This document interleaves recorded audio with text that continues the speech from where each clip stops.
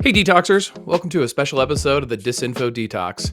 Today I am joined by Robin Andersen of Fordham University and Mickey Huff of the Park Center for Independent Media at Ithaca College and Project Censored. Welcome both of you back to the Disinfo Detox. It's Good to great be to be here. here, Nolan. Always good to be here, Nolan. Great. There was a bunch of issues in the news this week that just interconnected, and I thought of you two right away. And so we can jump into this because, Robin, I know you have a book coming out on this, and feel free to give a shameless plug.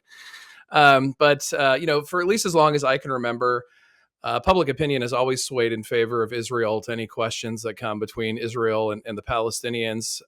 But that seems to be changing. I mean, Harry Enton on CNN, of all places, had a pretty energetic segment a couple weeks ago talking about how, the Democratic Party used to be about 13 points pro-Israel in a question of the plight of Israelis and Palestinians. Now it's like plus 56% for the Palestinians. That's a huge shift in about 7 years, that Enton pointed out. On the other side of the political aisle, of all people, you've got America First Republicans criticizing the bombing of Iran and things like that as reasons for why maybe we shouldn't support Israel. And then we had this, I don't know, I didn't see it. I don't watch superhero movies, but the Superman film came out, and a lot of people are reading into that is a critique of Israel. And I thought it was interesting that sort of a lot of this happened in the last couple of weeks. And at the same time, we started to see Netanyahu change some of his rhetoric about the United States. He said the eighth front in his war now is against the American news media, as if the American news media was propagandizing us to be against Israel. I'm sure Robin's got a lot to say about that. And then just to wrap things up, our ambassador to Israel, Mike Huckabee, echoed Netanyahu and said that this is disinformation. That's the reason why the U.S. public has turned against Israel. So I don't know. What do Robin, we'll start with you because you've really been researching this. What do you make? Have you seen this shift in the last couple of years since you've been writing this book, or am I just kind of grasping at straws here? Absolutely. Especially like voting Democrats.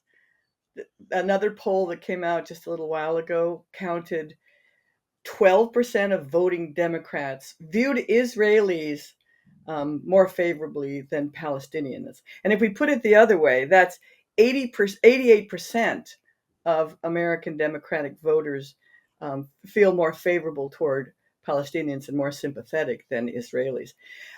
There's a number of other polls. You mentioned the conservative ideas too. Well, even Republicans, especially those under 50, now a majority of them are actually against the genocide and also feel the same thing. I think it's from listening to Tucker Carlson, who has kind of a little bit, been willing to criticize Israel.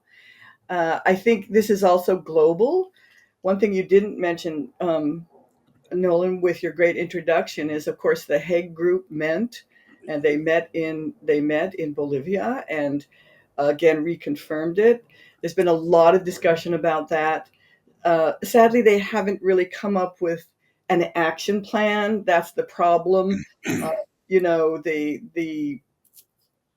The genocide ruling that nations voted on in 1948 was about the declaration of genocide, but also the prevention and the way to stop it. And actually, within humanitarian law, the countries that are signatories to that convention are meant to be stopping it. So, and then you of course have the Francesca Albanese report that has also documented that the economics of occupation, and now she's calling it the economics of genocide, and how really it's about the economics that's perpetuating the genocide. And the thing is, the American public and particularly younger people are on social media. The genocide has been live streamed.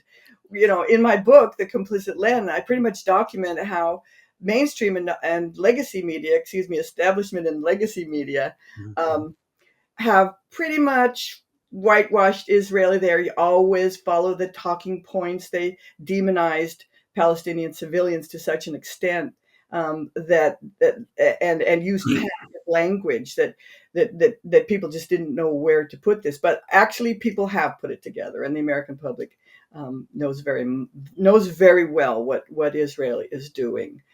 And actually, just one more point, and then I'll stop. just in May and June, public opinion has fallen even further. And I think that people have been watching, this horrible private contractor mercenaries organization, Gaza Humanitarian Foundation, where they've rounded up Palestinians, and they basically, for over a month and a half, the Israelis have been engaging in a massacre a day.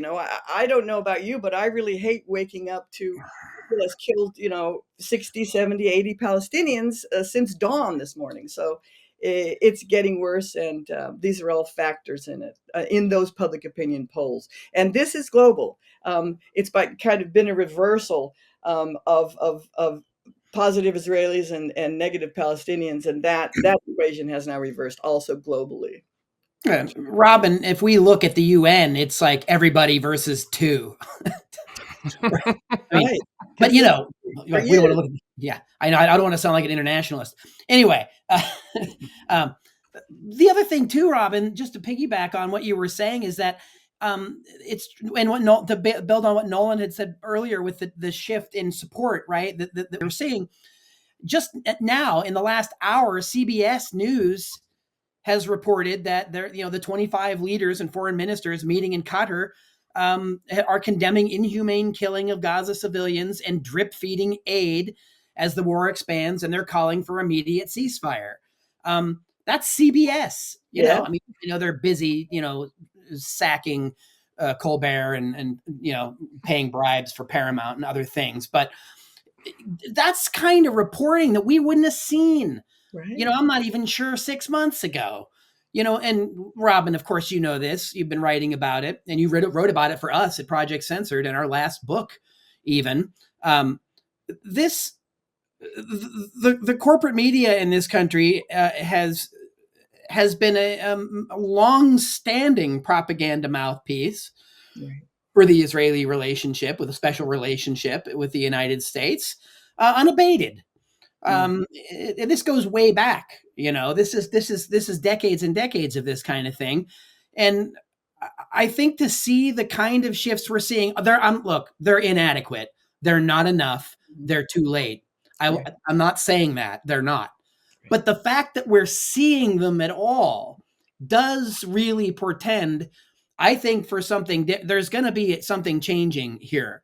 And by the way, you mentioned Huckabee, right, Nolan? Mm-hmm. Yeah. Wasn't his big beef about the fact that Israel was attacking Christians now? Yeah. So but I'm just saying that's the angle. Never mind how many Gazans, Palestinians, Muslims died. But now that it's Christians and they're targeting Christians, now that's got to stop. So I'm wondering how much of that is a wedge, how much they're exploiting that because they can't say other things out loud. But look, when you've lost the corporate media, and I mean, even the New York Times, is it Omer Betov? Is that the genocide scholar? Am I pronouncing his name right? Yes, that's one of them. Yes. But the fact that the New York Times itself just had a piece with him, and he early on was saying, no, this wasn't genocide, and he wasn't going to weigh in that way, and now he's flipped over. Right. So he's a significant, and he's not the only one, by the way. And by the way, also, I'm not pretending that, because now that person has flipped over, it's a serious issue. Look, it's always been a serious issue.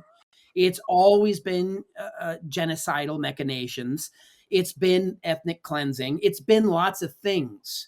But the fact that you're now seeing it in the quote more quote mainstream kind of thought does indicate that there's some kind of tipping point that we're looking at.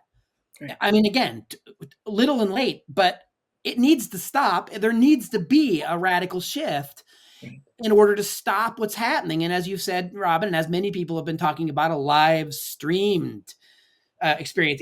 We're not in the 1940s where people had any degree of plausible deniability, even as flimsy as it was then. Now, I mean, come on, that's the reason that they wanted to get rid of TikTok. That's the reason that they're kicking people off the air. That's the reason that they're going at it. The establishment is going at and trying to punish as many people as possible.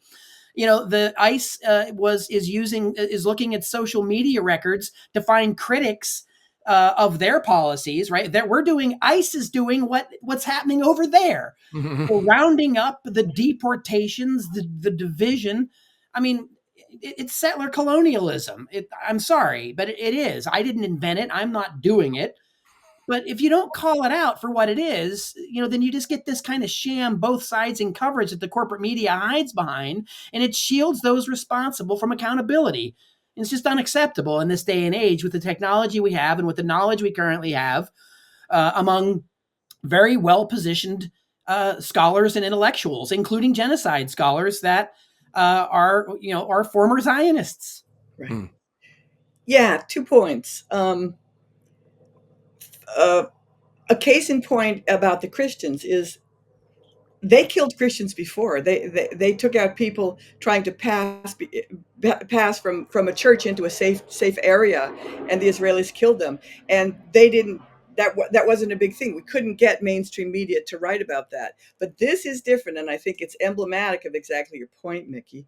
There has been a turning point in mainstream journalism, and they are kind of calling them out. I think very early on, the directives to the New York Times and CNN that took the words out. You couldn't say genocide. You couldn't say massacre. Because you could say those things if you were talking about Palestinians, that is, that they perpetrated them, but not if Israeli was perpetrating them. But also, you couldn't say settler colonialism. And in the Atlantic, early on, the Atlantic came out and said, why settler colonialism isn't really appropriate for Israel. And that was one of the taboo areas that couldn't really, along with refugee camps, ethnic cleansing, all of the terms, which crippled mainstream media's ability to explain and call out what Israel was doing all this time. The magazine named after Atlanticist policies owned by a billionaire, right? Yeah, we appreciate all the Orwellian work over there. Yeah. Let me shift gears to something else that I didn't think we'd see legacy media cover to the degree it has, but I think, well, I'll get what your guys' take on it. I think they've done a relatively good job the last couple of weeks. But the Jeffrey Epstein story was one that really has captivated the media. I can't believe it's still going this many weeks in legacy media. Usually they'll sort of give the Epstein thing like one day and then move on. But I think the media smells blood in the water, MAGA in particular, but even a lot of left-wing skeptics, I think, of the Epstein story were really dismayed by the dismissal approach of the Trump administration on this. And it's one of the few times I've seen Donald Trump be really unable to distract away from an issue. He's tried everything and it continues to fail. And the press has done a really good job. I'm talking about the Wall Street Journal here, bringing out that story. I'm talking about the New York Times brought one out Sunday as well. In both cases, they're trying to give more evidence to the relationship between Trump and Epstein.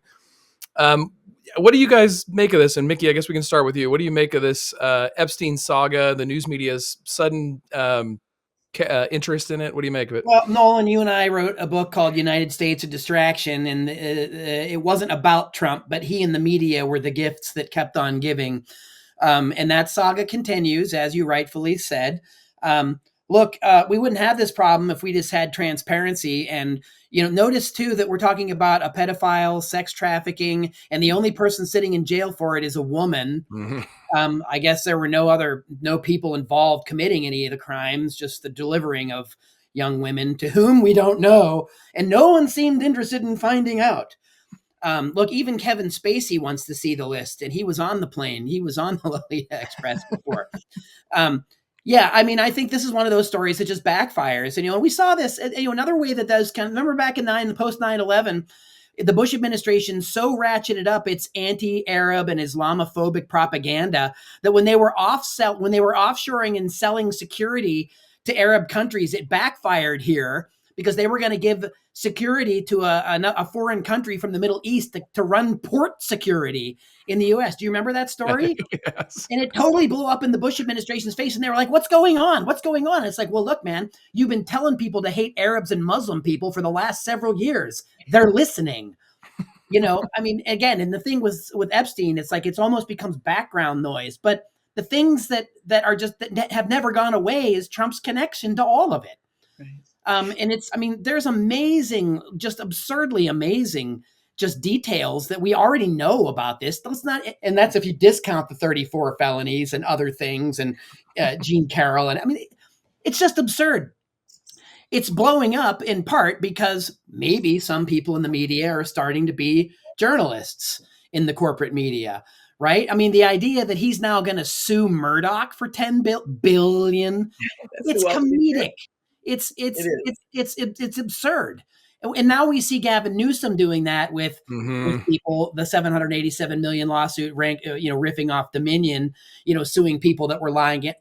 This escalation of lawsuits against the media is a distraction in of itself, but it also shows how media has debased itself, the degree to which these capitulating lawsuits against CBS, Paramount, ABC, Disney around mergers and other things, they're compromising their own integrity. The fact that they didn't cover these stories properly before is another thing that compromises the media's own integrity. This is why we have to have a strong and vibrant independent media. This is why we have to rely on reporting in the independent press. And look, if you go and look at what that reporting has been, it shows you what kind of details have been there. Nolan, you just did a piece on your Substack last week on the whole saga of Epstein. That's chock full of things that people just don't seem to remember about it. Maybe this is the Achilles heel. I don't know. It's amazing to see how much stuff doesn't stick, right? We go back to Ronald Reagan and people called him Teflon Ron. I mean, I don't know. You need a new material for Teflon Don. You need something that's even not less sticky. I don't know what it is. Well, we won't go there with the Diddy trial and all that. But it's not just that, though, too, Nolan. What you're saying is that what we're really seeing here, too, is just a failure of holding people accountable for heinous kinds of activities, and it's just debasement of the whole culture. We talked about debasement of media. It's really a debasement of all these public offices and people that want to look the other way. It's a debasement of total, the idea that bipartisanship can exist is just vanished entirely. It's really pretty craven, to be honest. It's a classic news abuse story because it has lots of elements of junk and sensationalist coverage, but it's a serious story that has been spun and abused by the corporate media so much, people don't know what to believe, least of all the true believers. There's the crisis of QAnon, and Trump is bemoaning that MAGA doesn't have an off switch, right? Well, it's his base is cracking as because of these Epstein files, and they are running scared. They've got a whole team filtering through thousands of documents. The Justice Department, no less. Of Trump out. I don't know. I think two things are interesting about the story now. I think maybe they're setting Pam Bondi up to take a fall because she said, "Oh, I've got the list on my desk several months ago," and all of a sudden the list is gone. And everybody knows all the stuff that Nolan talked about, and who can forget something called the Lolita Express plane.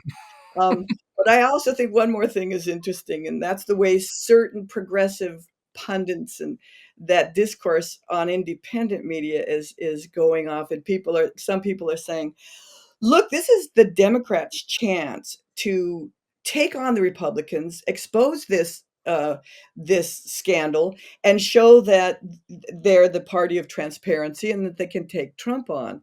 Other people are saying, no, it's stupid, it's a distraction. I think that there's a lot to be said about that.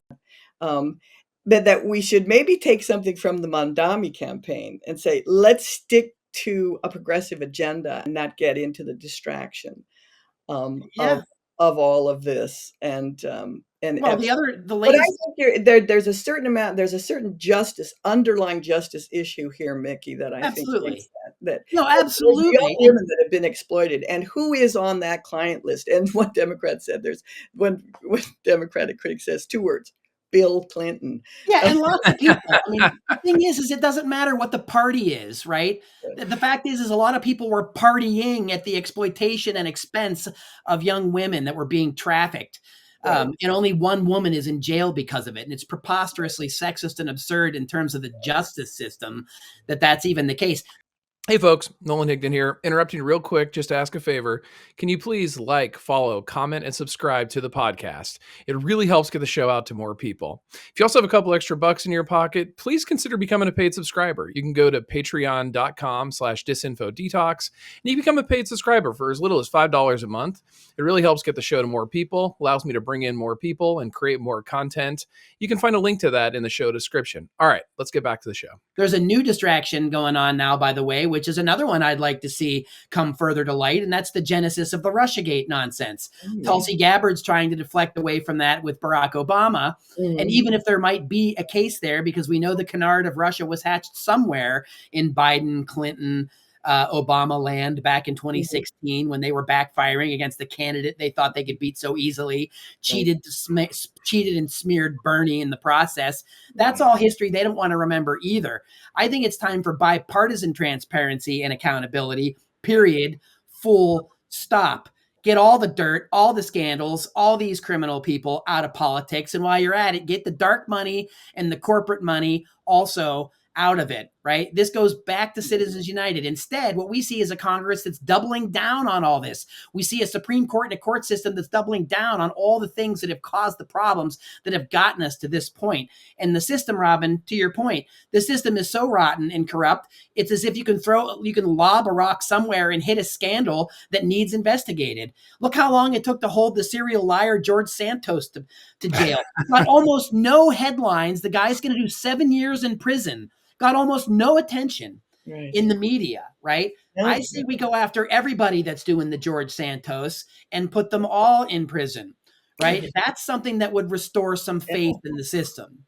You know, to Robin's point, this kind of connects with Mickey bringing up that piece I wrote. I wrote that piece immediately after the memo came out, and I read the moment wrong. I assumed the news media was going to cover it for a day and then move on. And I wrote that piece as a look, you guys, there is something here. I don't know what's here. There's too many holes, but they read it to it. And they did. I mean, they covered it. And to your point about the Democrats, here they have the media paying attention to something that Democrats can use.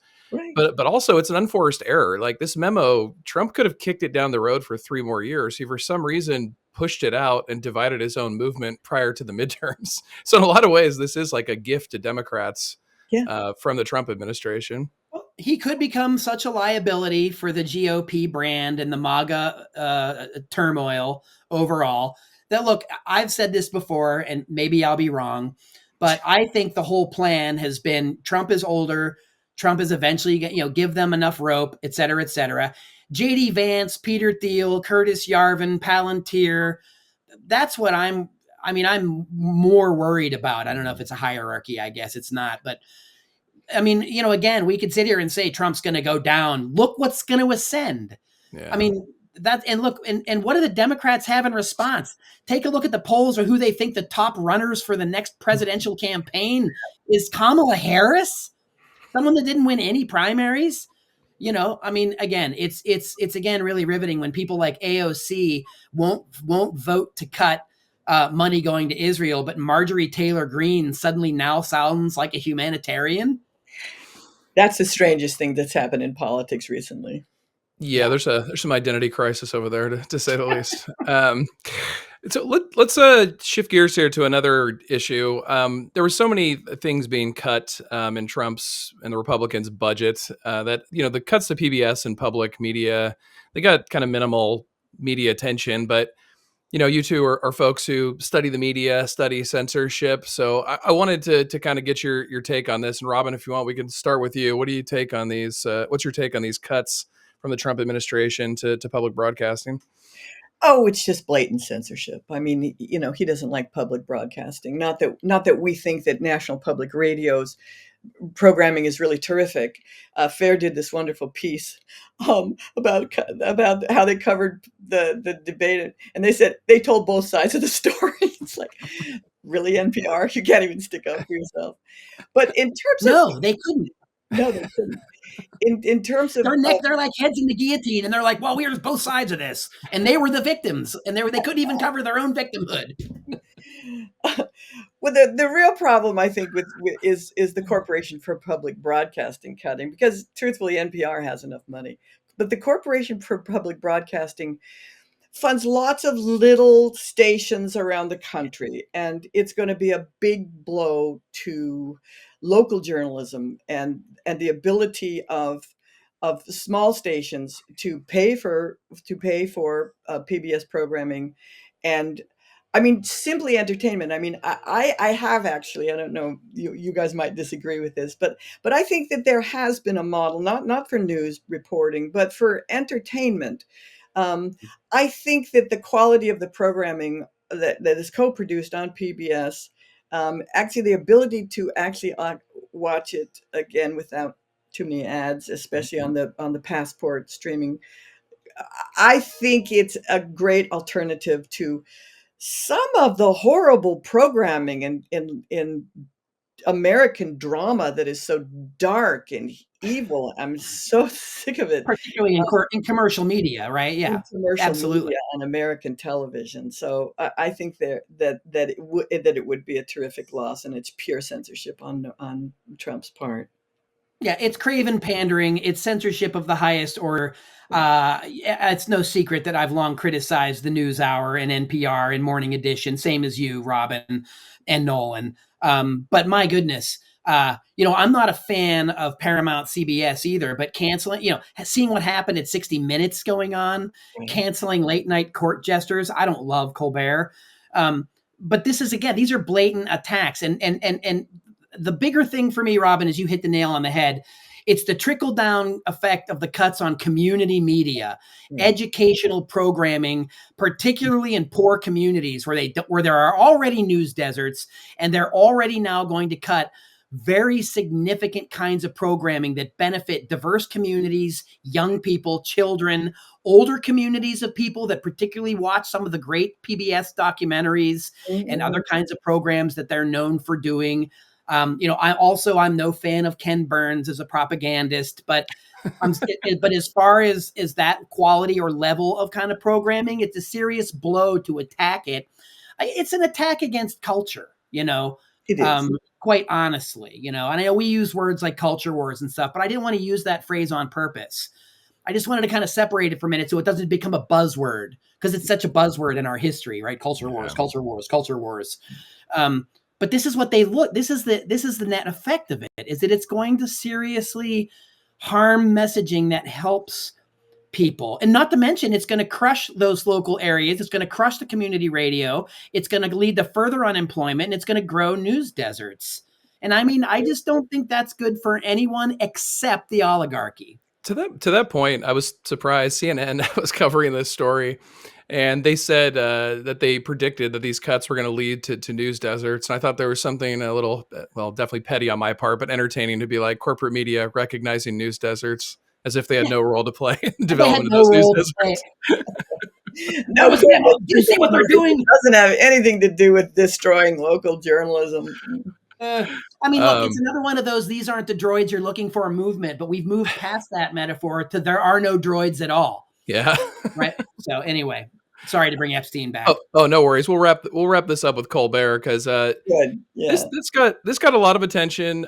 Colbert is losing his show, but CBS is taking down the entire show, so it's not necessarily targeting Colbert as the whole program is getting released. And there are critics who point to things that Mickey was bringing up earlier about how he's already tried to sue ABC and CBS to get settlements.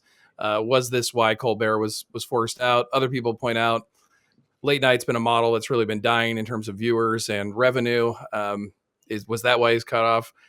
What did you guys make of this story in terms of, is it a story of censorship? He's the top earner. He's the top late night guy. So unless all the networks are going to follow suit that it's a dying medium, and it's a boomer brand, right? To be sure. I mean, sure. Go ahead, but go ahead. They haven't even tried to cut back. He's got a staff of 200. If they really wanted to make the show make more profit, they would have taken those kinds of measures. Mm-hmm. And I think that it's no coincidence that 3 days after he criticizes the merger between Blue Sky and Paramount, and that's really why they're doing it. And he says, "Well, let's see. What could that be? Oh, it's a big fat bribe." And because, CBS wanted to put that merger through. Well, And Blue Sky, don't forget, Blue it's Sky, Skydance. Skydance. Thank you. Yeah. Skydance. Sorry. David Ellison is one of the owners, a son of the owner, and it's a family of these kind of moguls. He's been seen chumming around with Trump at UFC matches. Which is just a horrible genre anyway. But they already got the wrestling people running the ed department. Right.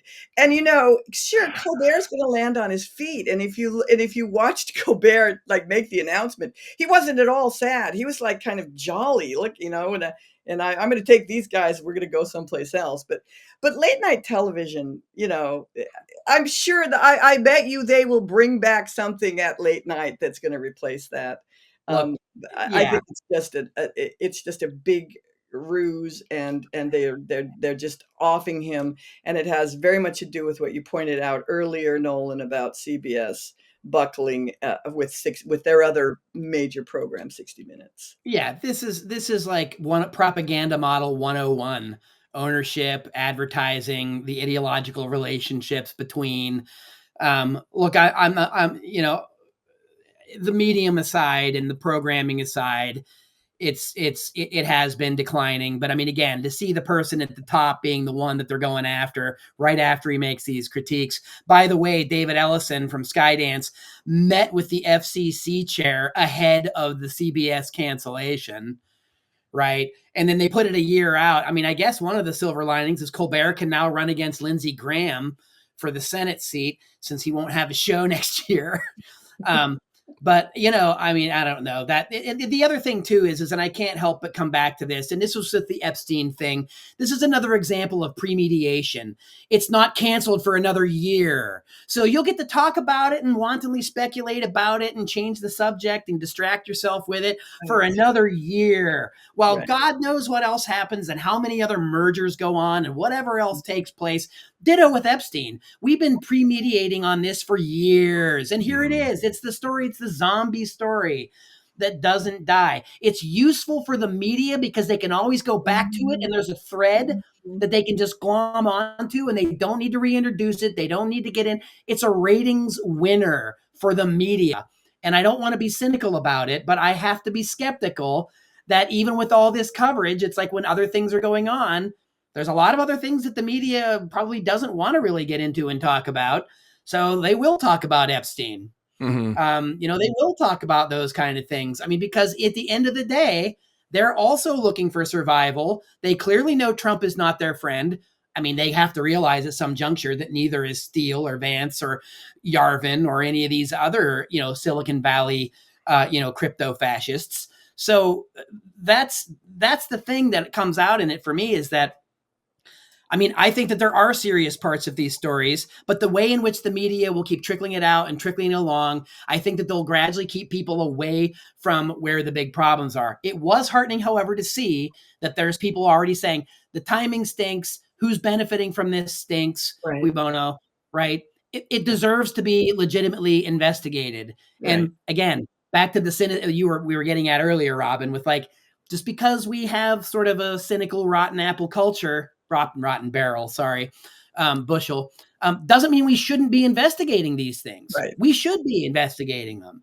And I think maybe if we did it in a transparent way where we actually showed this kind of blatant corruption, just like the muckrakers more than 100 years ago did, there was a cry for it. People wanted to read Lincoln Steffens and McClure's. They wanted to read those magazines. They wanted to read what Sinclair had to say. They wanted to see what Ida Tarbell took down, Standard Oil. The public will read those stories. And we have independent journalists that are reporting them. If the corporate media could ever manage to grow half a spine enough to really publish those kind of stories, we might see public trust creep up on those. We might see people really clamor for more investigative shows that were attacked. And as much a problem as CBS has, 60 Minutes is a historical news magazine that has done some decent reporting, right? They really have done good reporting.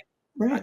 So you can't throw the whole thing out. And I mean, again, there's some people on the left that are so against corporate media, they can't even bring themselves to talk about why losing, these things is a bad thing, but it just is. It's not. It's a nuanced affair. It's not all black and white, right? And I'd rather hear criticism from you two about what's going on in corporate media than Tucker Carlson, right? There's a reason that I trust you two and your scholarship and other people who kind of glom onto the coattails when it suits their fancy later. And I think that the culture needs to be more media literate to understand the nature of critical media literacy, why we need to be teaching it in schools, and why independent media model it and corporate media don't. And I think the story offers a really good opening to talk about censorship in the media and Trump and ownership and all of the issues that we hold dear. Yeah. Excellent. Thank you guys so much. Robin, do you want to tell people about the title of your new book, where they can find it, where they can follow your work, and then Mickey, you can do the same?